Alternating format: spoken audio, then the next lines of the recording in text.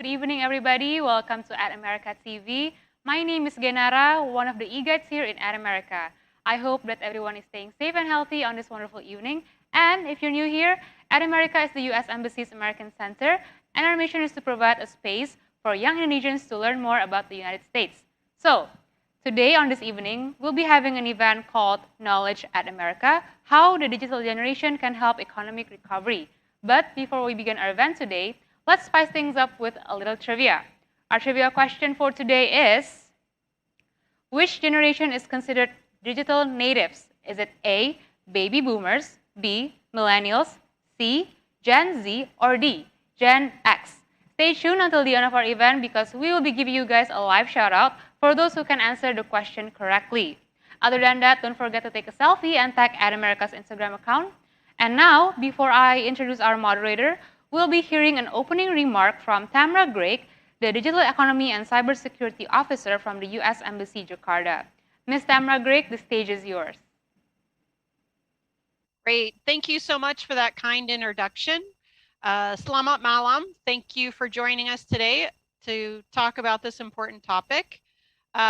First, I'd like to thank Dr. Cheyenne Osterreich, Associate Professor and Chair in the Economics Department, coming to us from Ithaca, New York, Ithaca College, and Dr. Riza Noor Alfani from the Center of World Trade Studies, also joining us today. The title of today's event, How the Digital Generation Can Help Economic Recovery, continues to be timely, especially as we now face a new variant of COVID-19, and the end continues to be a moving target, which means our recovery really needs to start now. I understand we have students participating today.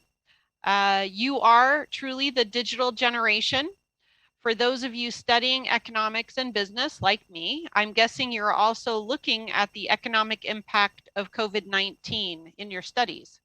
I think we all know that our physical world is changing, but many of us could not predict how quickly we would need to adapt to a new transformative digital world as a result of the pandemic. The good news is that innovation has helped speed up this transition, and innovation continues to reshape and in many cases, improve how we do business, how we receive education, how we get healthcare, and how our economies operate. I think many of us agree that the acceleration of the digital economy may have come more quickly than we expected, and in some cases before we were even ready, but overall the change is positive. The requirement for all people to connect to the internet to live has forced our governments to prioritize inclusive connectivity for all its citizens. In fact, the Indonesian government predicts it moved up its digitization goals by 5 to 10 years. And because of COVID, they've prioritized connectivity to all rural areas, even allocating money in their national budget to do so. Governments really recognize that internet connectivity has become a critical infrastructure that's vital for our economic growth and stability. And while COVID exposed the weaknesses in our supply chains and the wide deficits in our technically skilled labor force, companies responded by adopting new innovative technologies to reach consumers who were physically farther away from them, and companies were forced to streamline their operations. These companies that were able to adopt digital solutions are likely to have greater productivity over the long term. We continue to see innovative work to help entrepreneurs and small businesses survive, and now some of them even thrive during the pandemic. However, micro, small, and medium businesses are the ones we need to keep an eye on to ensure the lower income populations can also benefit from a digital economy and not fall behind. They are really the key to a fully healthy economy and economic growth. So I'll close with this thought that digital trends that we are experiencing now are here to stay. And while it took an economic shock, the pandemic, to propel us here, we know that the digital world is our new normal and it will only continue to transform. I think the key really is to embrace technology, educate our population with the digital skills required, support innovation, and further digital life solutions, And finally, we need to make sure that our governments are not leaving anyone behind in this new digital age, that we continue to prioritize inclusive connectivity for all. Thank you so much. Okay, thank you so much, Ms. Tamara Greig, for the lovely opening remark. And now, without further ado, let's give the warmest welcome to our moderator for today's event, Anggita Veronica Martin, Bank Management Trainee and KLES Alum of 2015-2016. Kak Anggita, the stage is yours.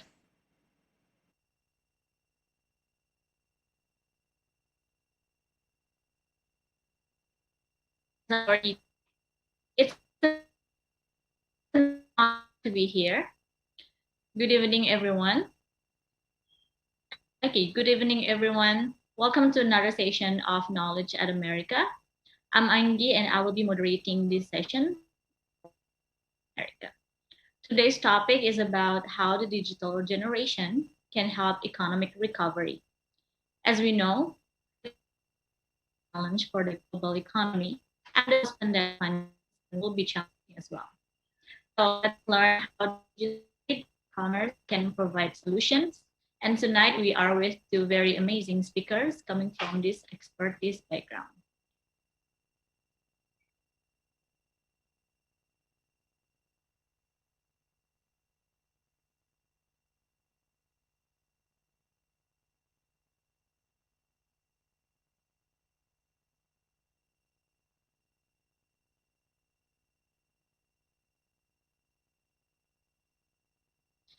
Good evening, everybody. Is my voice clear? Okay, I hope it is. Thank you, Ara, as our e-guide. It's an honor to be here. Good evening, everyone. Welcome to another session of Knowledge at America. I'm Angie, and I will be moderating this session. And today's topic is about how the digital generation can help economic recovery. As we know, the pandemic has been a real challenge for the global economy, and the post-pandemic financial scene will be challenging. So let's learn how the digital trade and e-commerce can provide solutions. And tonight we are with two very amazing speakers coming from this expertise background. The first is Dr. Cheyenne Osterreich. Dr. Cheyenne is an associate professor and chair in the economics department at Ithaca College in Ithaca, New York. She earned her PhD from University of Utah in 2002. Her teaching includes classes on international trade and intermediate macro, race and economic power, globalization, human development, as well as capitalism and crisis. In recent years, her research has focused on Asia with an emphasis on manufacturing and the ILO's Decent Work Framework. She has also done consulting work with the UNDP and USAID partners to help develop strategies for integrating gender into policy thinking about international trade and FDI. Our second speaker is Dr. Riza Nur Arfani. Dr. Riza is a chair at the WTO Chairs Program, Center for World Trade Studies. He aims to support and promote trade-related academic activities by university and research institutions in developing and least developed countries. He is also a director and lecturer of Institute of International Studies, Department of International Relations at Universitas Gadjah Mada. He earned his MA in International Relations at Maxwell School of Citizenship and Public Affairs, Syracuse University, and his PhD from the Graduate School of International Relations, Ritsumeikan University, 2018. His expertise includes international political economy, international trade, governance, and conflict management. And Dr. Riza published several books, one of them titled How Far Can Indonesia Go? Utilizing the TSIA on the would-be Trans-Pacific Partnership or TPP impact for Indonesia. So the first presentation would be coming from Dr. Cheyenne. Dr. Cheyenne, the stage is yours.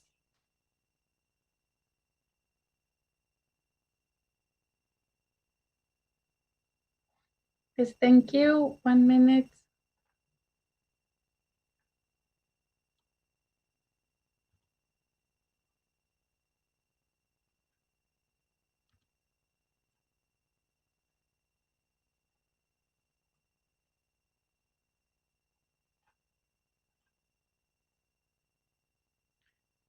Okay, selamat malam, everybody. Thank you so much for having me today. This is my second time joining this community, and I really love it and appreciate the invitation. So today I'm going to talk about digital trade in a fairly general way about the United States, a little bit about Asia.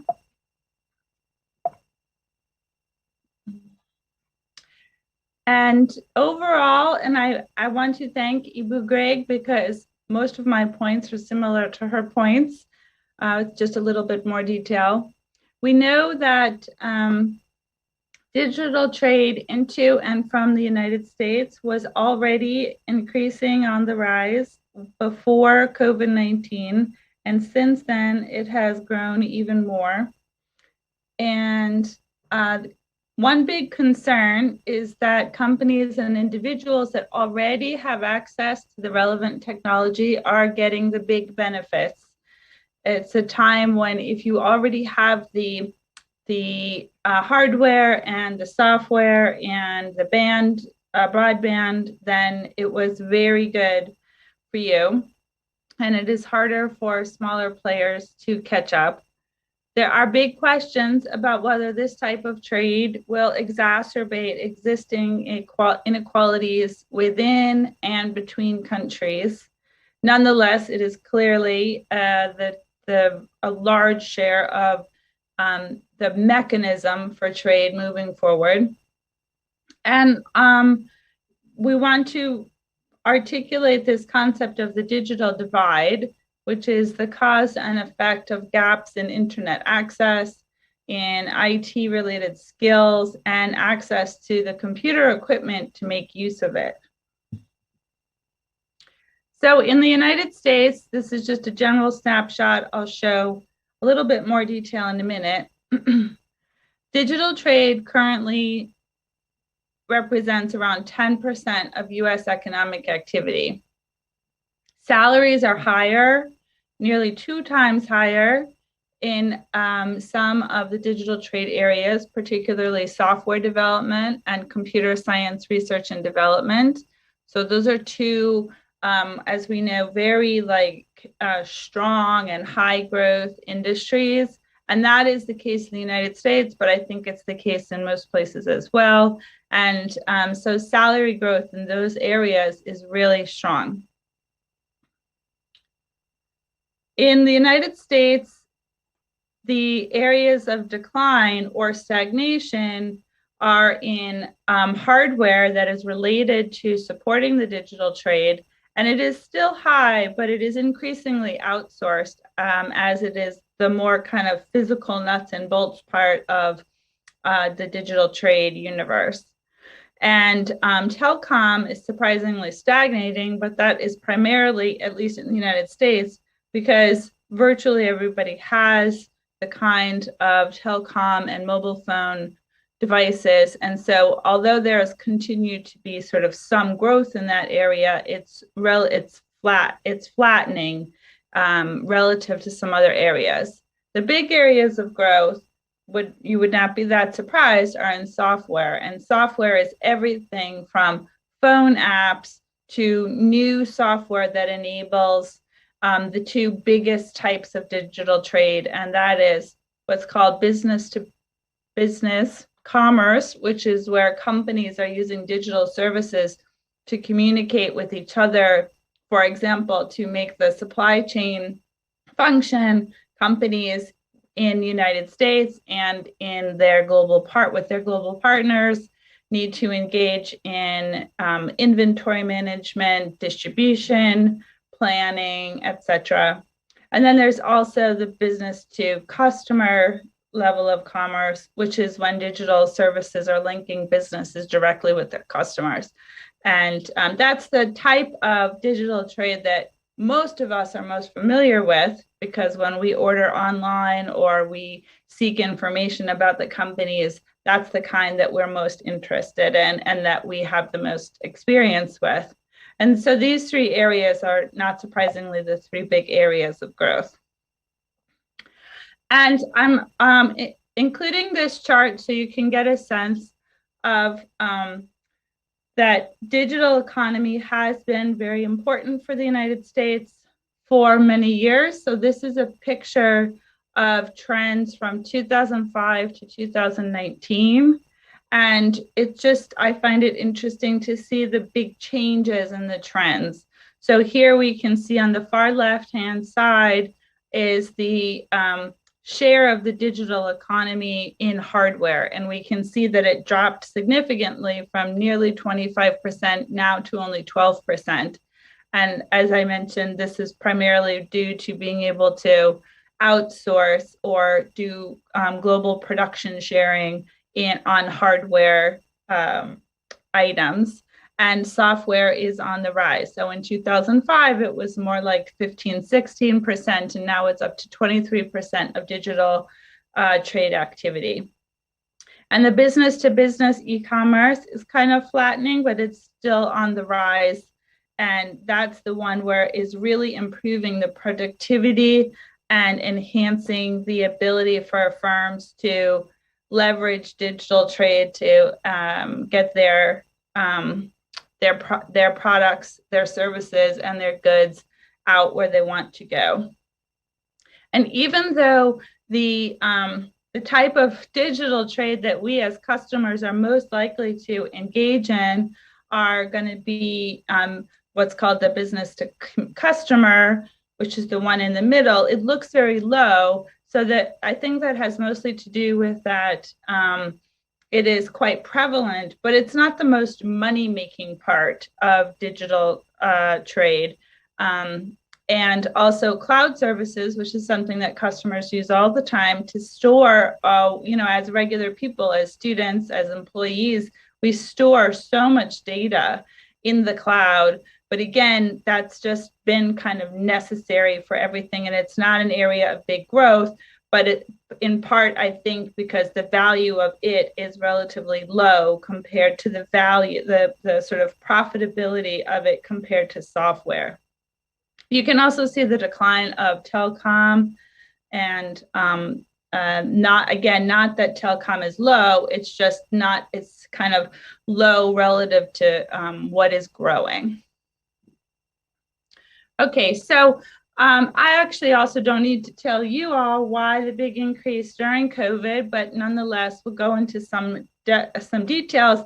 In the United States, which has many fewer informal businesses. Most businesses in the United States, especially the large share of businesses in the United States are formal, and so there were very strict lockdowns on small and medium-sized businesses need to close.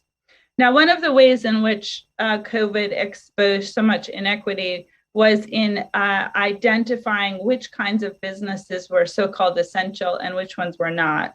So, for example, in my town, Walmart, which is very similar to your Carrefour, was deemed an essential business. But many of the small businesses that might try to compete with Walmart needed to close down. So as a result, some of the smaller businesses needed to come up with ways for customers to purchase things from them. And that was an opportunity for new and quick transition. And if those small businesses could do it, then that worked out well for them. Shoppers use the internet to order groceries and masks and all of those kinds of sort of day-to-day and also new things that we needed to get. Also, the wealthy who did not lose jobs or were not in economic precarious situations, they were postponing, and in sometimes over the course of the whole of 2020 and 2021, postponed going on holiday in new places where, and instead they just did a lot of shopping from their living room. And so that really kind of amplified the amount of online shopping that was going on. The other part of the big increase is what's called internet telephony, which is a phrase I just find hilarious, telephony. a funny word, but it describes all the types of communication that we did to stay in touch with our families.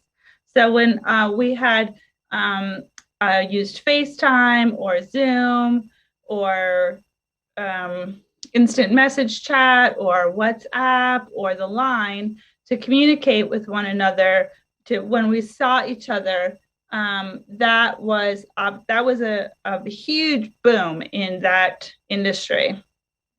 And then obviously in teleservices, primarily in education and medicine, really quickly transitioned. So we know about the Zoom and Google Meets for school, and also telehealth for seeing your doctor online instead of in person. Again, both of these things were both really amplified during the period, but also they're big sites for concerns about inequity, because if a doctor didn't have the ability to engage in the telehealth, that might mean that all of their patients weren't getting the health care that they needed. Or if a school or a district or a neighborhood didn't have the internet they needed, then they weren't getting the same kind of education that more high-income families were able to provide for their kids. So teleservices was a really big growth area, but it was also a big site for potential inequality issues. Lastly, obviously, people did a lot of streaming of videos and films, even more than they were already doing, and engaging in social media to stay connected to people during isolation. So just to put a few numbers on the digital divide in the United States, here is just a graphic. And it also illustrates in the United States, we have, different types of inequalities, but one of them has to do with the urban versus rural differences. So in this picture, it's telling us that 37% of students that live in rural communities do not have adequate connectivity to the internet in order to be able to have been learning remotely. So that is a huge, a very large share of the population. Then in urban areas, it's still 21%, which is obviously lower than 37%, but none of those numbers are very good, but it illustrates a kind of gap between the urban and the rural communities.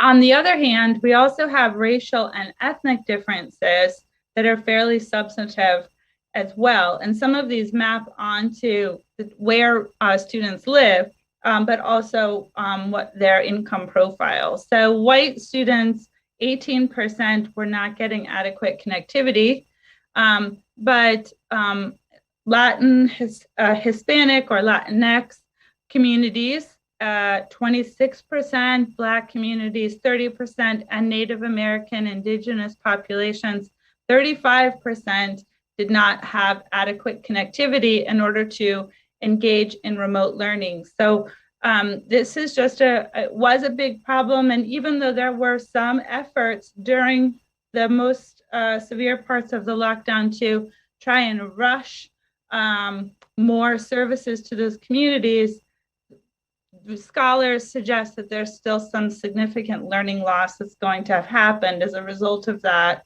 And so we really do need to invest in what's necessary to reduce those kinds of gaps moving forward, even when we're not in a pandemic. And just a few points about Indonesia and the rest of Southeast Asia. So here's a picture of it's kind of funny because these girls are trying to study and the boys are playing in the background, but some elementary school students are trying to use their smartphones in a neighborhood near Yogyakarta, and they're getting better connection on their smartphones when they go off into the outside where they live, because they have better connection on their cell phone than they did on their laptops. So rural families, which I know we didn't normally consider Yogyakarta rural like other parts of Indonesia, but rural families are just much less likely to have access to broadband and are more dependent on mobile phones that have more unstable service. So all across Southeast Asia, this is a big problem. Also, there are significant gender dimensions of the digital divide, and one of them we can think of as when families have to share computers, it is usually that girls usually lose out. And this happens in the United States, but it's also happening across Asia. So when the family does have some, digital apparatus, it's likely that there has to be some kind of household bargain about who gets to use it. And in those bargains, it's often the case that girls lose out. Ethnic minorities far from urban centers also have little access to the internet. And also, when you even are able to have good internet, go to school, get trained, women and ethnic minorities are less likely to have access to the good jobs in digital economic sectors. So there are many ways in which we need to, as a society, again, both in Southeast Asia and in the United States, these are big problems that we need to make sure that this is an equitable new path. So what do policymakers need to do? More government-sponsored low-cost broadband. So, really universal free broadband. Some countries are able to get this done, and both in the United States and in Indonesia, this is a really important goal. We need to invest in equitable high school and vocational education in rural areas to provide communities the skills to engage in the digital economy. Again, both in the United States and in Indonesia. And we have to make some specific investments in girls to engage in campaigns that will reduce discrimination in school and in the workplace. Okay, I'll stop there and I look forward to the discussion. Terima kasih. Terima kasih, Dr. Cheyenne. Thank you so much for delivering your presentation. So next, we will be hearing the presentation coming from Dr. Riza before we proceed to the discussion. So Dr. Riza, the stage is yours. Thank you very much, Angie, also for the introductions previously. And selamat malam, everyone in Indonesia, and selamat pagi for Dr. Cheyenne Strake from Ithaca. Yeah? I was there, Cheyenne, back then, probably 30 years ago, when I was doing my master in Syracuse. Hope to see you in Ithaca next time. Yeah. So let me share my screen.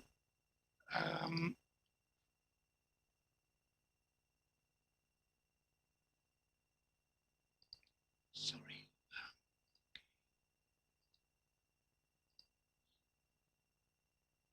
Is it visible now? The screen? Yes, it is. Okay. So, selamat malam also for Ibu Greg from the Embassy of the US in Jakarta. Nice to meet you. Okay, and Cheyenne, thank you very much for such a very comprehensive introductions to our topic tonight. And I will present my topic mostly talking about the social welfare dimensions of digital economy and e-commerce and how it affects a country like Indonesia or developing countries as a whole. And I will talk mostly from the perspective of my interest in international trade and how digital economy and e-commerce are being negotiated multilaterally at the WTO and being also a concern among many countries, including the one that we are now having among the G20 countries. Yeah. And hopefully that our discussion also would be related to our presidency in the G20 this year. So I propose this topic, social welfare approach to digital economy and e-commerce, locating developing countries and Indonesia. And I will use the terms DE, digital economy, and e-commerce interchangeably. So I will use this term as to be connected to each other. And I have 3 parts of my presentation tonight. The first part will be something related to my approach to DE and e-commerce. And I will sort of like propose a very specific approach of social welfare as it relates to developing countries. And I will talk more on how various related relevant stakeholders would be engaging in these very specific sectors of digital economy and e-commerce. And then also I will talk a brief on how developing countries now position themselves at the multilateral negotiation under especially WTO. In the second part of my presentation, I will take a look more deeply on the Indonesian case by looking at the DDE and e-commerce socioeconomic impacts. And then I will talk also more on the directions of services economy, since DE and e-commerce are part of this a particular sector in our economy in Indonesia. And also I will talk more also on how to connect the services economy to the conducts operations of our FDI in services.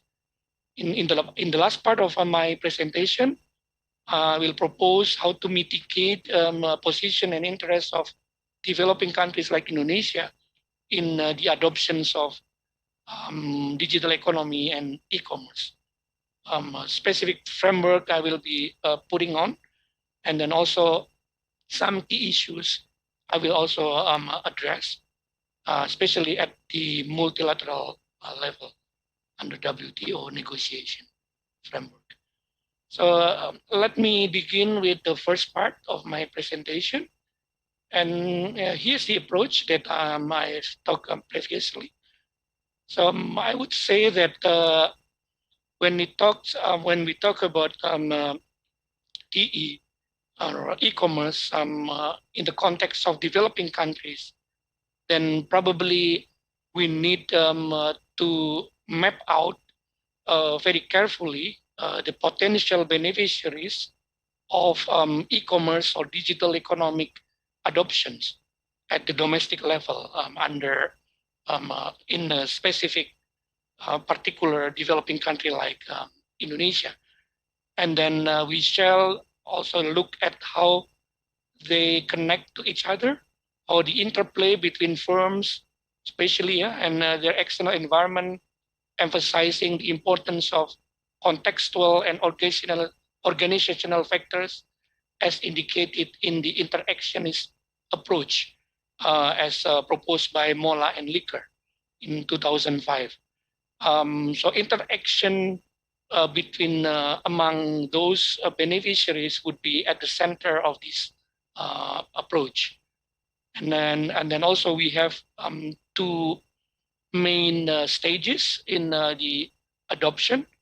The first one would be at the initial level, i.e. when businesses has achieved interactive e-commerce status. In the context of many developing countries like Indonesia, we have achieved this stage since probably 10 years ago. And now we are at the institutionalization level, indicated by whether an organization has achieved transactive or integrated e-commerce status, which are now in the context of Indonesia at the center of our debate in many our legal context. Now we have a quite what do you call it? A quite very interactive debate on our provisions of personal data protection law. So, we are now still going on this debate in our parliament, and we still have yet to conclude the provisions. And adopting DE and e-commerce at the national level requires more through examinations on aspects in which e-commerce entrepreneurs expect government intervention.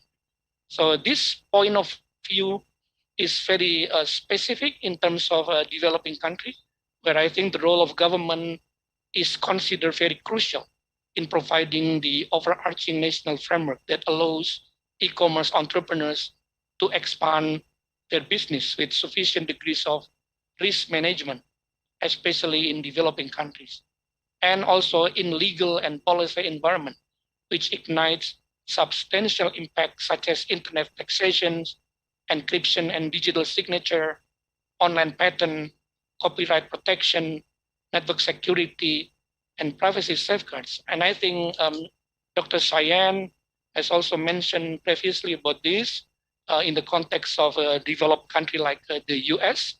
And we also have a very similar context in a developing country like Indonesia. And then I would say that when we talk about this very particular context, then we should talk more deeply on how we address the beneficiaries of this DE and e-commerce in developing countries. And I would propose this model of NHELIX here, and would refer to the numbers of beneficiaries, of stakeholders that would be included in the discussion, in the debate, in the legal context of DE and e-commerce in a country like Indonesia. Here, I would propose at least 5 of them: the government, the business players, the competitors, the customers like us who have strong interest to get the best service from business providers and to have their privacy-related concerns are served, managed, and protected by the regulator, by the government. The managers whose knowledge of IT and attitudes toward innovation may influence the future path of firm-level capacity building. And I think Dr. Cheyenne also talked about these very important notions on how innovators would be at the center of our talk on DE. That includes also in the context of developing country like Indonesia, who also have managed to have these innovators to come up with their ideas in the past 5 years or so. The business owners whose capacity to invest in determining as far as it is supported with educational qualifications. And I think also Dr. Cheyenne talked about the importance of having a very good vocational education, very good knowledge on IT, on computer and related services, and how to upgrade businesses and plans to invest on upgrading activities on this specific notion. And then last but not the least, the employees whose skills are integrated part of the production of continuous innovation and day-to-day enhancement of market competition. And again, also Dr. Cheyenne talked about this very nicely when we talk about the importance of having to address digital divide, and one of these is on digital skills. In the case of Indonesia, it is a big question mark now whether we have managed to have this beneficiary, this stakeholder to be put in line with the government plan, the government missions, the government dreams towards Industry 4.0, for example. So that's pretty much the context here of our DE and e-commerce status in developing countries. And here are points where I think we have been negotiated in WTO at a multilateral level. We have talked about how to regulate e-commerce, especially at the international level. Many developing countries have chosen not to engage in the so-called GSI, the Joint Statement Initiative on E-commerce negotiation because it is a plurilateral scheme that they have. Our country, Indonesia, also not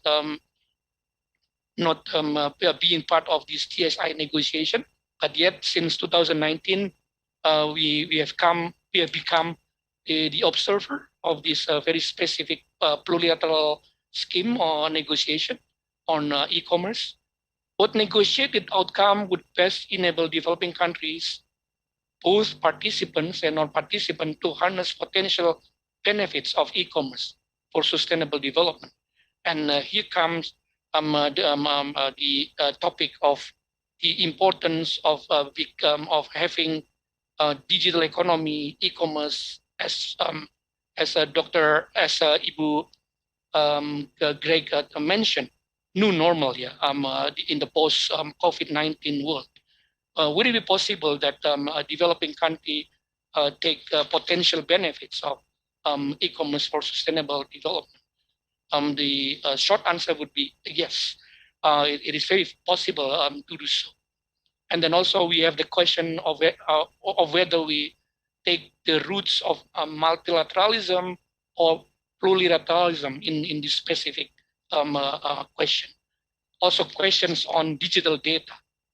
We talk more on how regulators, policymakers, governments come with the understanding, with the consensus, whether free flow of data is the norms, is the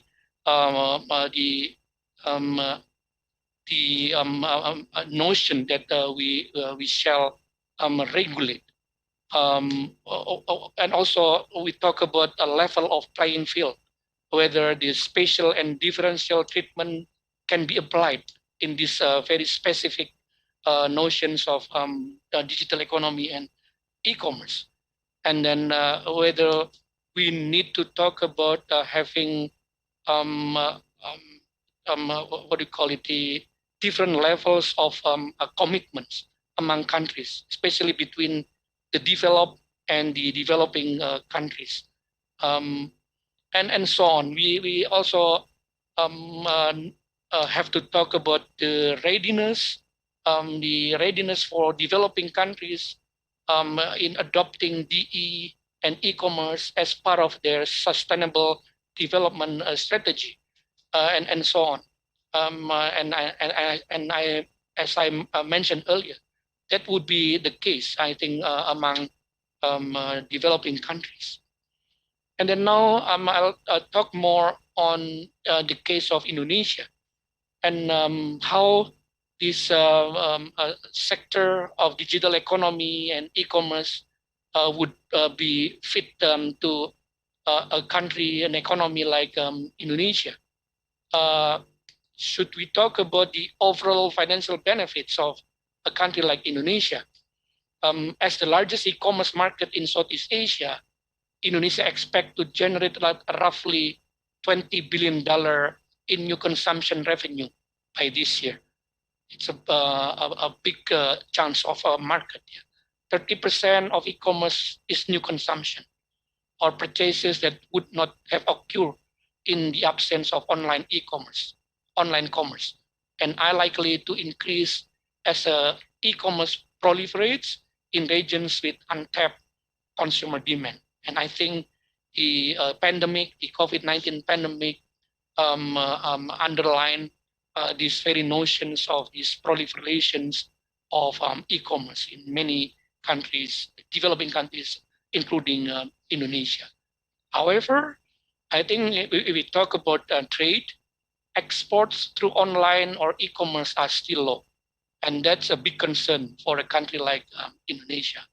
However, rising exports of consumer goods such as automotive, hobby, fashion, and health and beauty goods, coupled with significant numbers of overseas Google search for such products, suggests that demand is increasing.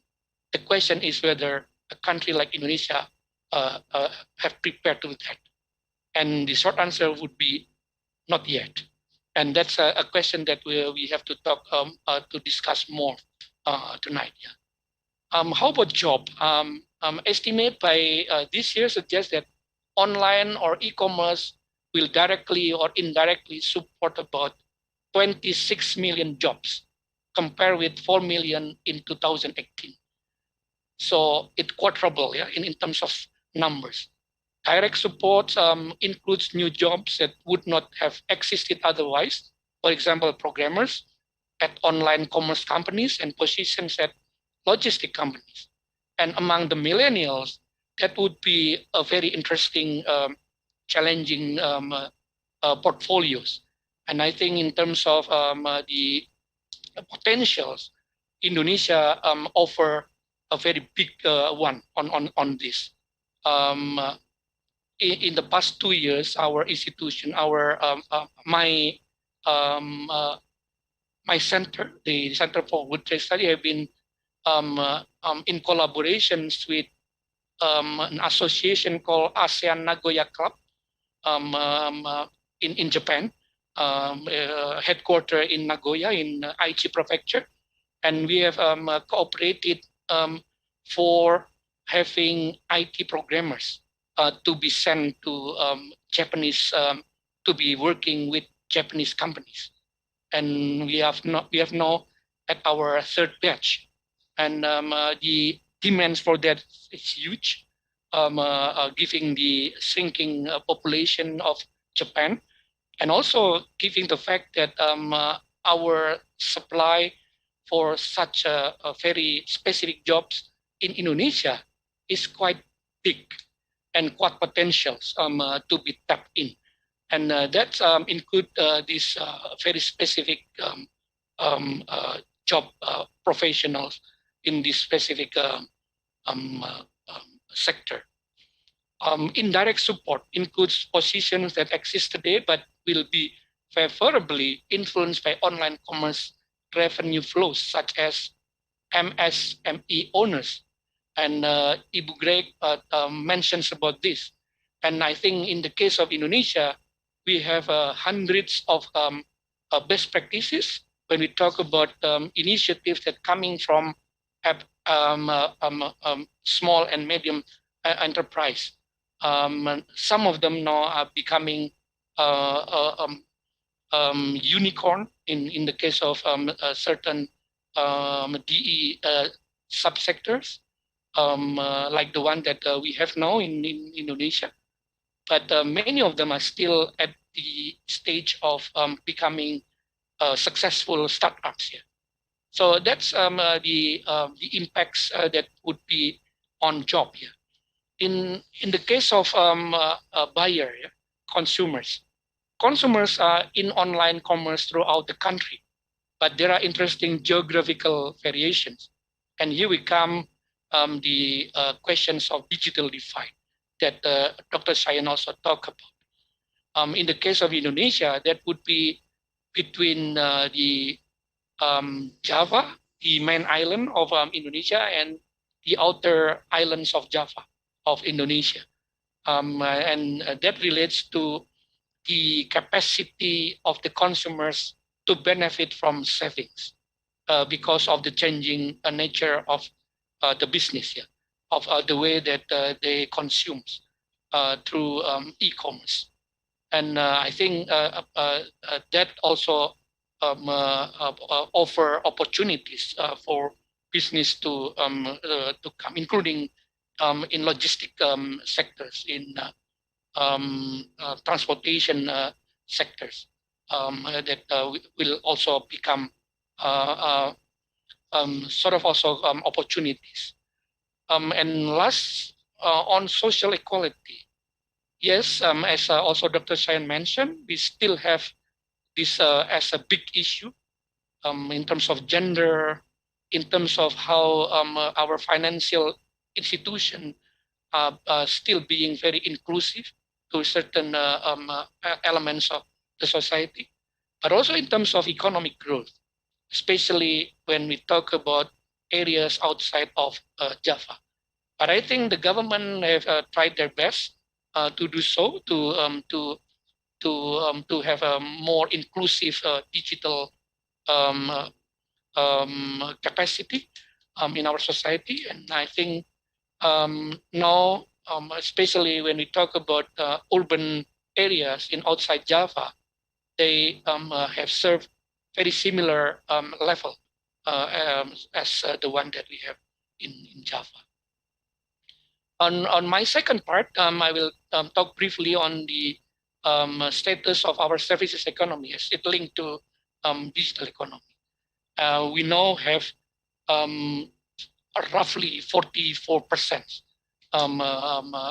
contributed from services sector, our economy. And then also we need to also identify key services sectors. I would say that we need to look very carefully on how our financial sector, creative economy and industry, IoT, cloud computing, public works, and precision manufacturing and upskilling has been conducted in the past 10 years. Yeah. And I would say that, yeah. Oh, sorry, Dr. Riza. Yeah. Yeah, I think we have reached the time for the presentation. Okay. Yeah. Then I should stop here. Yes. Can we proceed to the discussion? So maybe you will mention some of these things for a discussion. Okay. I'll just wrap up very briefly on how this services economy and also FDI would also serve as part of our strategy to tap ourselves to adopt DE in developing countries. I would say that the first one would be development issue in terms of how e-commerce and digital trade as underlying resource of value to entrepreneurs, especially in the context of developing SMEs. Yeah. And then I think that would also relate to our immediate strategy to recap the position and interest of our major stakeholders internally in Indonesia. And that includes also the industry, but also the consumers like us. And then these are the key issues that we have. We have also this put in as part of our concerns in our presidency in G20. We have this issue on customs, on regulatory framework for e-commerce, including the one that we know having the debate on personal data protection. So let's now have a discussion on that, and I hope we will have a more insight through that. Thank you very much. Thank you very much, Dr. Riza, for the amazing presentation. So, audience, now we proceed to the discussion session. So you can ask the questions to our speakers via chat, and I will be discussing about the questions. But first, I think I would like to invite Dr. Cheyenne for some discussions regarding her points of the presentation. Okay. Oh, hello, Dr. Cheyenne, are you there? Yes, I'm here. Okay. So, Dr. Cheyenne, backstage, you've mentioned that you live in Surabaya for 1 year. Is that correct? Yes. Yep. Yeah. When was that? I lived in Surabaya. It sounds like a long time ago now, from 2005 to 2006. Oh, 2005. Oh, okay. Yeah, that was a long time ago. Was it was e-commerce or online shopping a thing back then? No.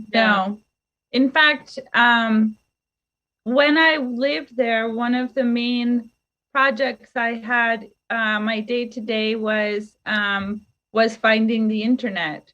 So I would sometimes have to travel all the way to one of the big malls so I could sit in a Starbucks and use the internet. Now I know that the internet is much more widely available, both at residential and commercial locations. But at that time, there was, it was very exclusive, way to get access to the internet. So there was virtually no digital commerce, I am sure.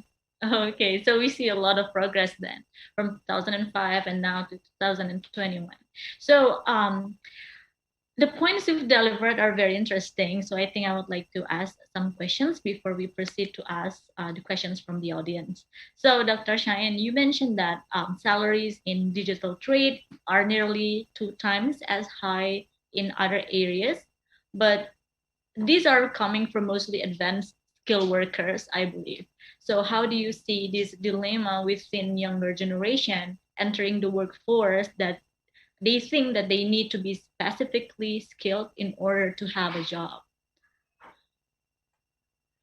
Yes, I think, and this is partially why I have in my recommendations, this is both, this is for the United States and for Southeast Asia and Indonesia in particular, that there has to be real, specific, intense investments in the education system, particularly in high school and in vocational schools and in college.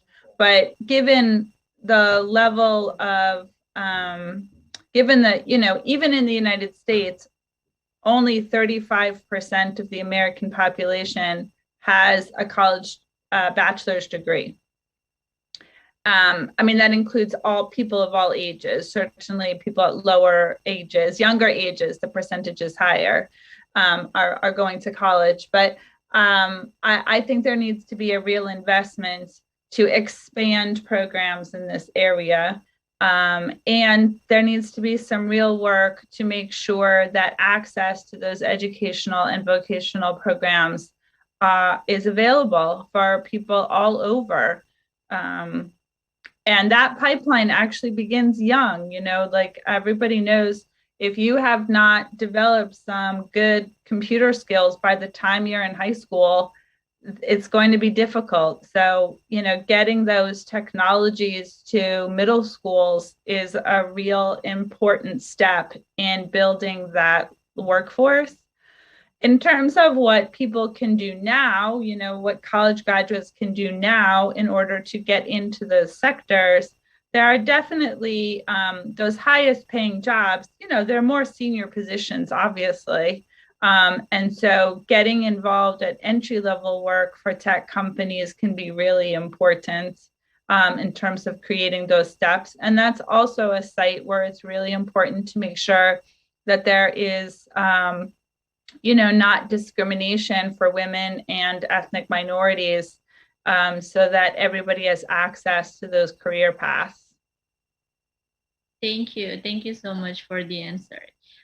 So yes, I also saw that gender and race have been also considered in economics in your research. So I think that's a very important points to highlight for the digital economy.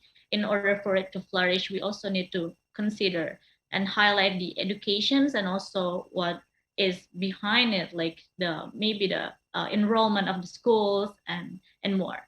So I think we are going to proceed to the next question. May I add one? I'm sorry. May I add one more thing? Is in Indonesia and in the United States, the overwhelming number of the large majority of businesses are small business.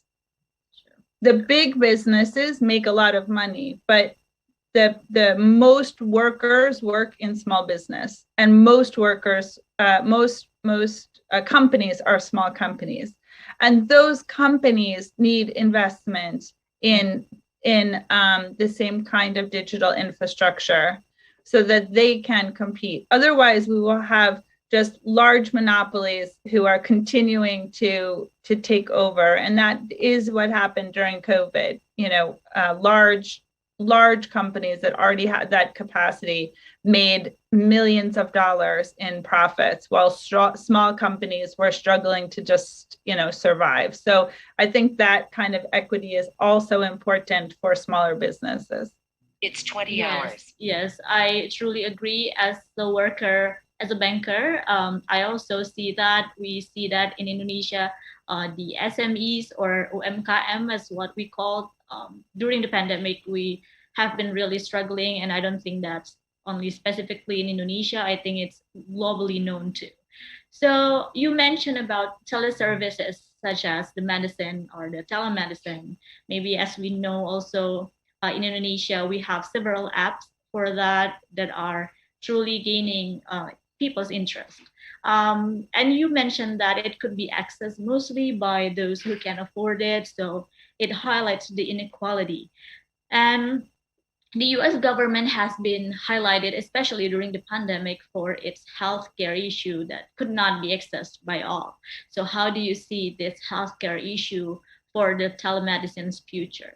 Is it exacerbating the inequality, or is there a prospect for it to be widely available for all in the US? That's a very good question. I think the answer is mixed. I think that for some areas where there is very little healthcare, so in rural areas or people who have, for example, people who have healthcare problems that are related to addiction or mental health, there's a big stigma about getting healthcare. But with telehealth, we saw that many more people felt comfortable engaging in telehealth medical services for things that seemed taboo. And so that was a really big gain for communities that are seeking healthcare around issues that they are, that they feel some, unfortunately, that they feel some shame about. On the other hand, I think the issue of access has also to do with the doctor's offices having the technology to create the telehealth portals. So that's a kind of thing that I feel like in the United States, every doctor is on their own. We don't have any universal, there's like nothing is universal in the American healthcare system. Whereas in other systems, I think where it's possible, the government can be more helpful in creating and helping to develop and distribute the kind of digital and infrastructure that's needed for good telehealth. So I think that's a role that the government can play, is to help the doctor's offices themselves have access. And then people can join on their smartphones, and you don't need a laptop and broadband. You can do it on your phone, which in Indonesia, smartphone usage is very, very high. It can be uneven, but it is a way. It's hard to do your schoolwork on your smartphone, but you can talk to your doctor on your smartphone, and that's helpful. Oh yeah, that's a very interesting point. So thank you, Dr. Cheyenne. I think next I'm going to ask questions for Dr. Riza. So thank you for the amazing presentation, Dr. Riza. Dr. Riza was actually my lecturer back in International Relations of UGM, because I took the International Political Economy concentration too, and I was once an assistant too for Dr. Riza. So I would like to discuss some of the points you've mentioned previously. So we see that while the digital economy is increasing, we start to see the inequality problem that lies within it. For example, the ride-hailing apps are too often criticized for not having the protection for its partners, and to label the riders as partners itself instead of workers are seen to be how these companies dodge the responsibility of the workers' rights.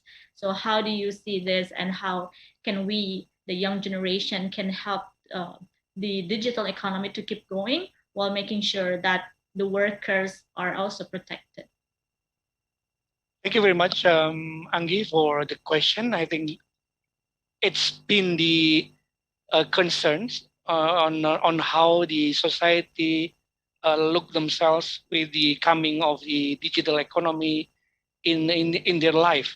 And I think a business like ride hailing, or even now, I think we also have the extended versions of ride hailing for ordering foods and so forth. And I think, yes, probably the big question is how the protections of the so-called partners of these big businesses have been provided. And I think based on the research that we have been doing, this question have a two dimension. The first one, the legal dimension, where I think the government has done something on that. I think the Ministry of Man Forces of Workers have talked about the possibility of include them as part of the overall workers scheme, yeah, a worker protection scheme, on how they also include in the health insurance systems on the job. Also collaborated with local governments in terms of how to have a infrastructure for electric motorcycles, in terms of also having a certain tax incentives for doing so. And that's also the part that we need to talk about, this NHELIX collaborations, on how this initiative to be connected to each other. And I see the future is quite bright on this. We could see the potentials to do so, to connect this digital economy with more sustainable development. Thank you, Dr. Riza. Okay, so next point that you also mentioned the initial adoption and institutionalization as the two main phases in e-commerce adoption. And now we see that people are so eager to get into Web3 or Yes. NFT, the blockchains, including maybe our government itself. Well, we see that the framework and maybe law as what you've mentioned before, the legal aspect of e-commerce itself is not yet mature. So how do you see this phenomenon? Yes, it's a very important question, and a big concern among the stakeholders, the beneficiaries of digital economy, e-commerce in Indonesia.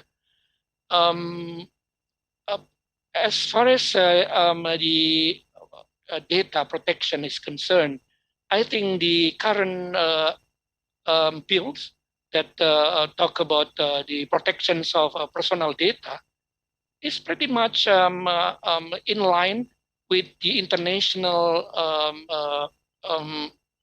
trends, yeah, on how to protect personal data. The bills also really admit the importance of protecting privacy, personal data. The bills also talks about the authorizations of having authorizations of this very specific protection area.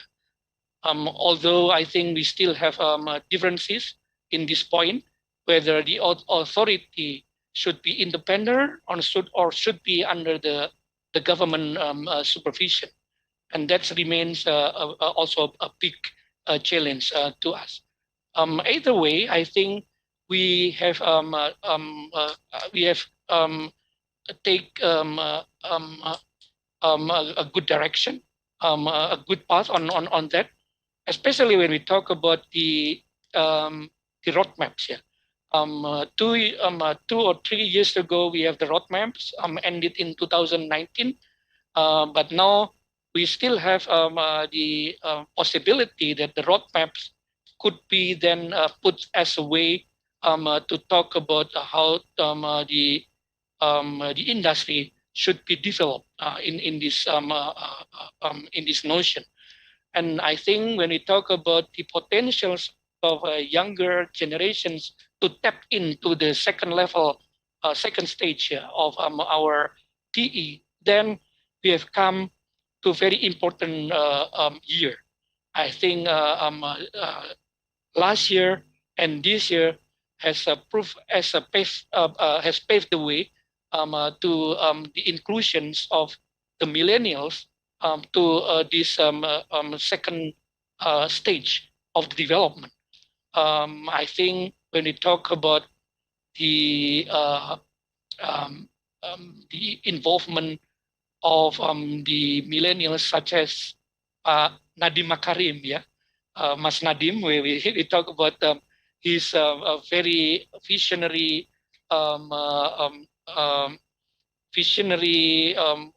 plan to the education system. I think when we talk about as Dr. Sain also mentioned, the importance of upskilling, of the importance of having the upgraded skills to digital world, then I think the current scheme of Merdeka Belajar, of Kampus Merdeka (MBKM) would serve as a way to sort of like integrate the very conceptual, very theoretical mindsets of our curriculum, existing curriculum, to the real world, to the DE industry. Every student now have at least 20 credits to tailor themselves to tap in to the industry. Yeah, and I think DE and e-commerce serve as the best way, yeah, a best escape to them. And me myself has also introduced to that. Just last week, we have a training on circular economy to school principals, 22 school principals. But for my surprise, they come up with ideas, initiative that link to digital.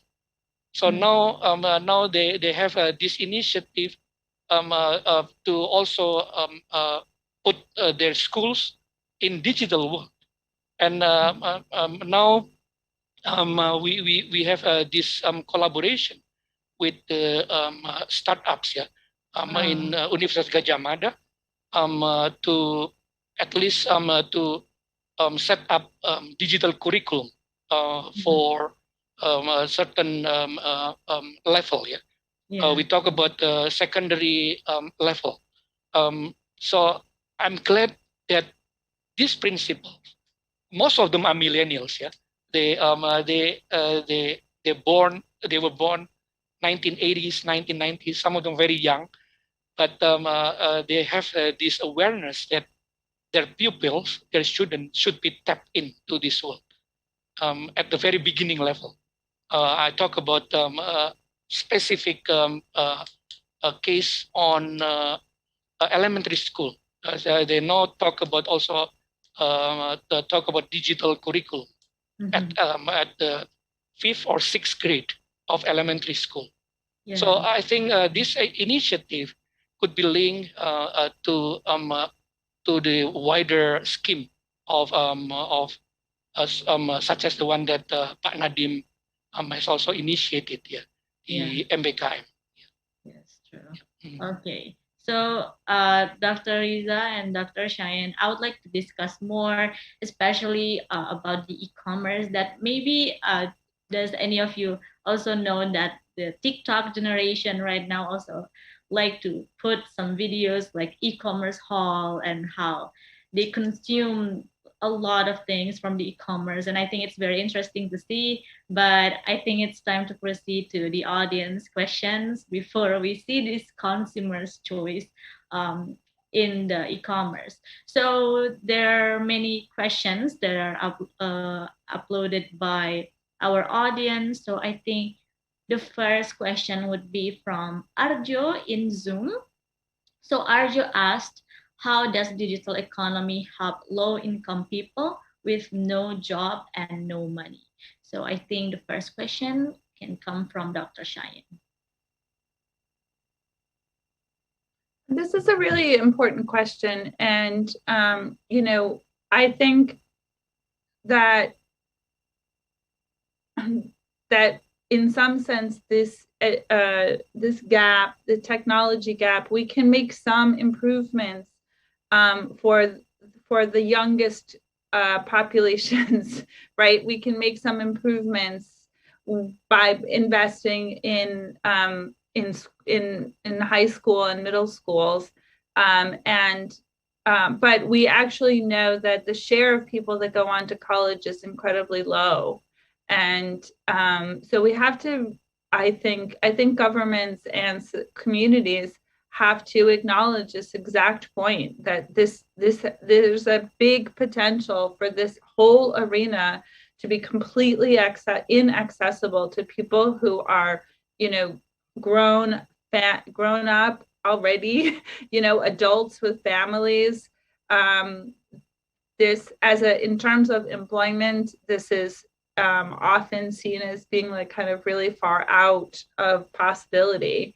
And so we should not rest on just supporting this, or else we will be in a big trouble. And I think this is definitely one of the big issues that governments have is sometimes when investing in new growth areas, they forget that there's large populations that are not going to be part of that new project and still need support or still need direct intervention to figure out how can they benefit from this, because otherwise it is just like essentially irrelevant to a large share of the population.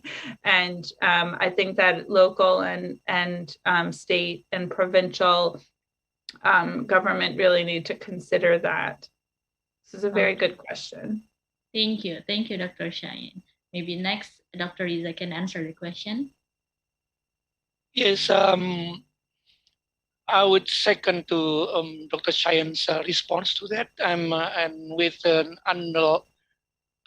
underline that the big chunks of the population would be the important part of the collaboration, as I mentioned earlier. And I think when we talk about this big part of the society, the community, most of them are consumers. Most of them are the users of the internet, of the services provided by digital economy. By saying that, I think they have a big say on that. They have big roles on how to dictate on how the industry should be directed. I think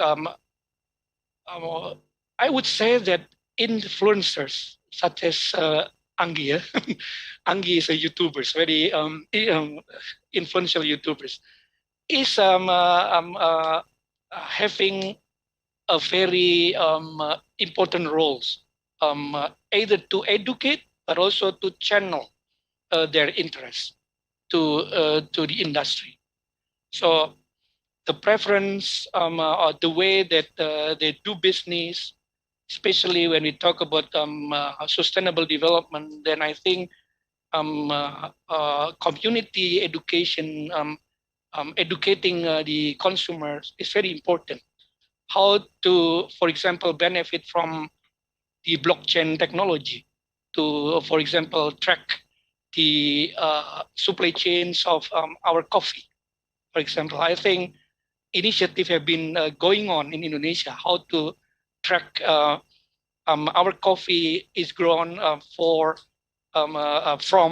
the farmers that have no access, adequate access to finance, even to technology. So this kind of education should be channeled via the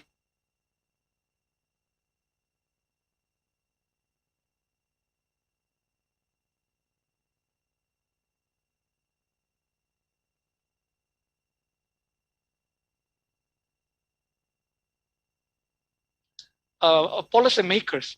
So in government now really rely on what they say, what they viraling in the social media. Yeah. So you, Anggi, influencers have a very important role on that.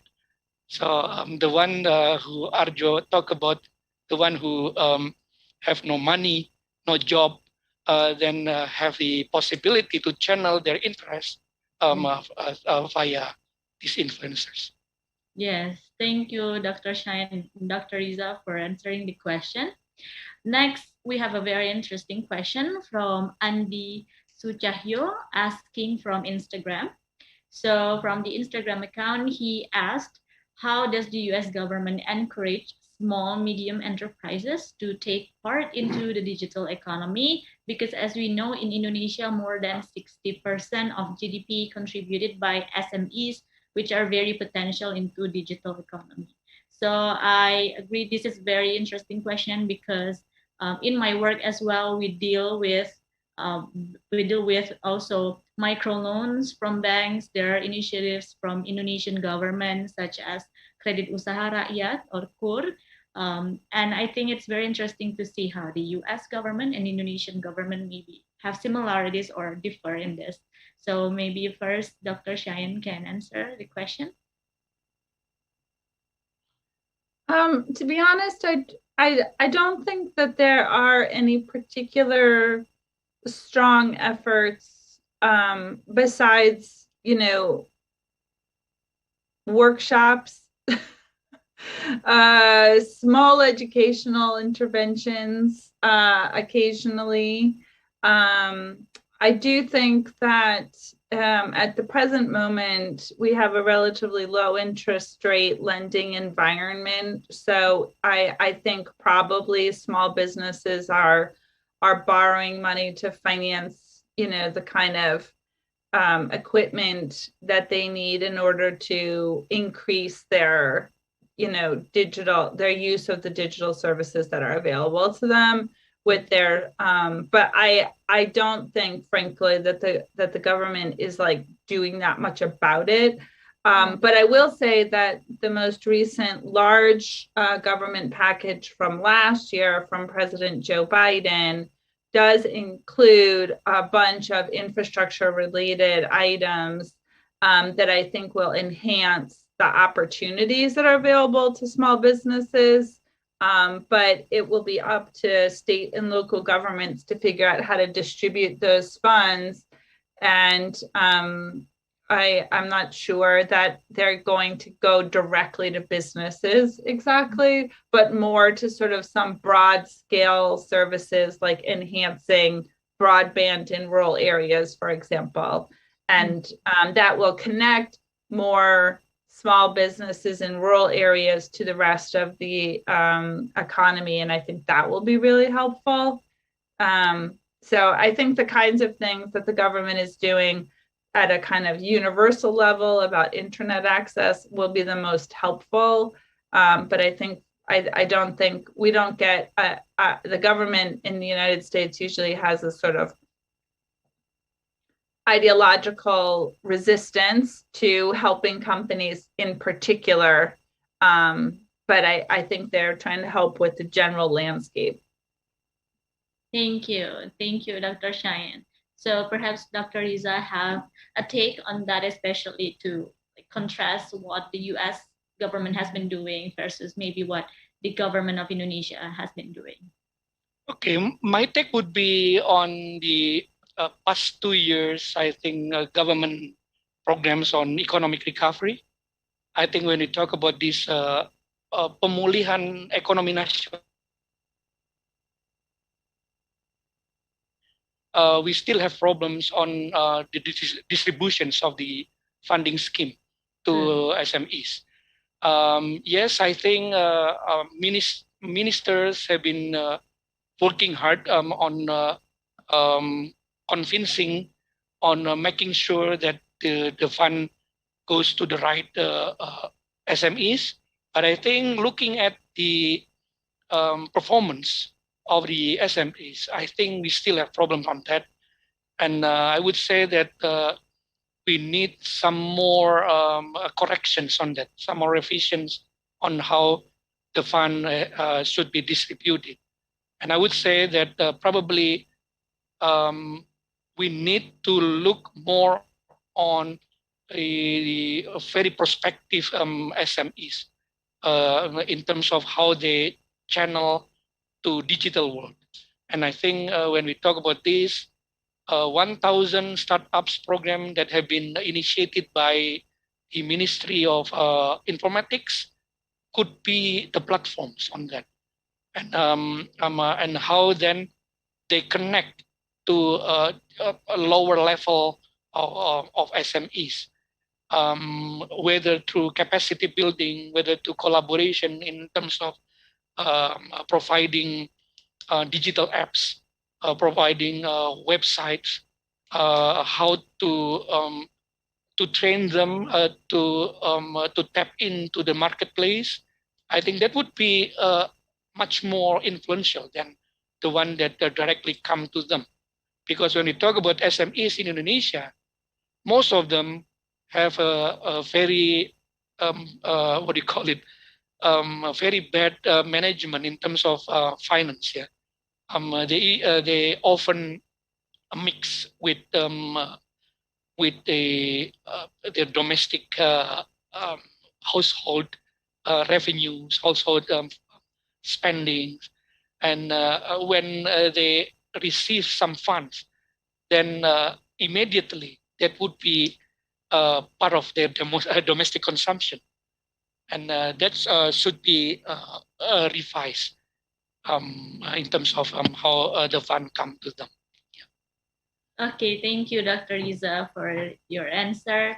So I think that concludes the discussion session for today's event. So I think I will be wrapping up what we have discussed within this session. So for the topic of how the digital generation can help economic recovery, first, Dr. Cheyenne has explained the things of what has been happening within the e-commerce and what can be done for the improvement of it, especially highlighting the education parts or the vocational schools, as well as putting the considerations to the healthcare systems, also on how the education sides with that, especially for the maybe gender, also the race that takes into this consideration.